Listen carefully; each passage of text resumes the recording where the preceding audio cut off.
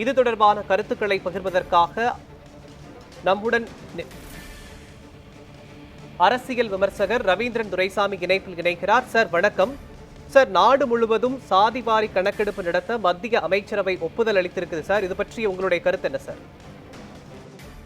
மிகவும் வரவேற்கத்தக்க முடிவு.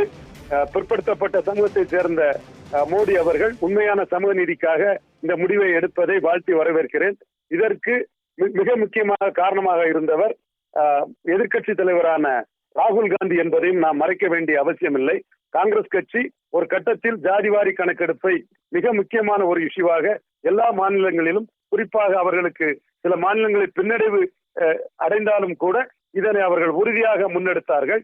இதையும் தாண்டி மாநில கட்சிகள் அந்த ஜாதிவாரி கணக்கெடுப்பு என்ற கோரிக்கையை முன்வைத்து இந்தியாவில் கருத்துருவாக்கத்தை ஏற்படுத்தின பல ஜாதி அமைப்புகள், ஜாதி சங்கங்கள் இதில் முன்வந்து ஜாதிவாரி கணக்கெடுப்பு தேவை என்ற கருத்தை முன்மொழியும் போது இந்திய அரசு மக்களின் உணர்வை மதித்து ஜாதிவாரி கணக்கெடுப்பிற்கு முடிவெடுத்தது பாராட்டத்தக்கது, வரவேற்கத்தக்கது.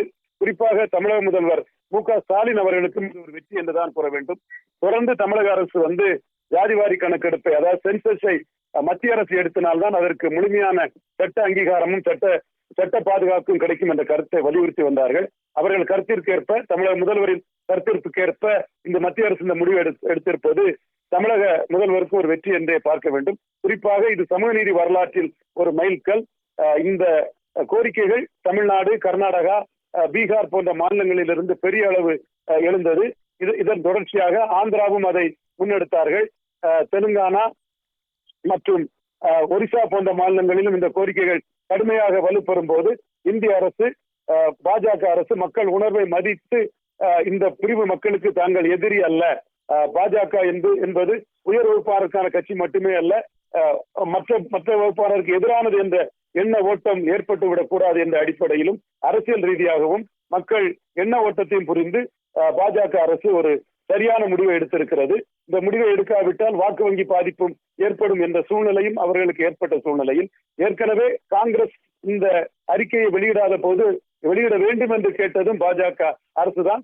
இந்திய சூழ்நிலையில் மத்திய பாஜக அரசு செய்ய முடிவை எடுத்துப்பது காரணம் வெகு மக்களின் கோரிக்கை, பெரும்பாலான இந்திய மக்களின் கோரிக்கை, அரசியல் அதிகாரம் அனைத்து பிரிவு மக்களுக்கும் சேர்ந்திருக்கிறதா, அதிகார பரவல் ஆகி இருக்கிறதா, பரவலாக வாழக்கூடிய சமூகங்கள் உரிய இடத்தை பெற்றிருக்கிறார்களா என்ற கேள்வி இந்தியா முழுவதும் எழுந்த போது மக்கள் உணர்வை மதித்து பாஜக அரசு இந்த முடிவை எடுத்துள்ளது. இது வரவேற்கத்தக்கது.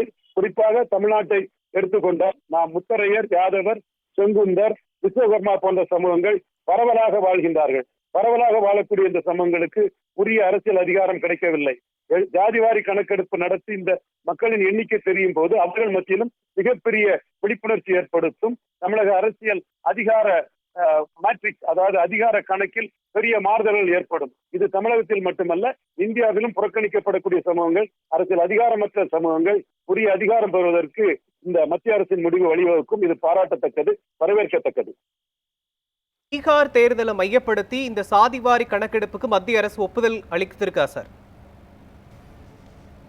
பீகார் தேர்தலில் இந்த ஜாதிவாரி கணக்கெடுப்பு எடுக்காவிட்டால் அது பாஜகவை பாதிக்கும் என்ற சூழ்நிலை உறுதியாக இருக்கிறது.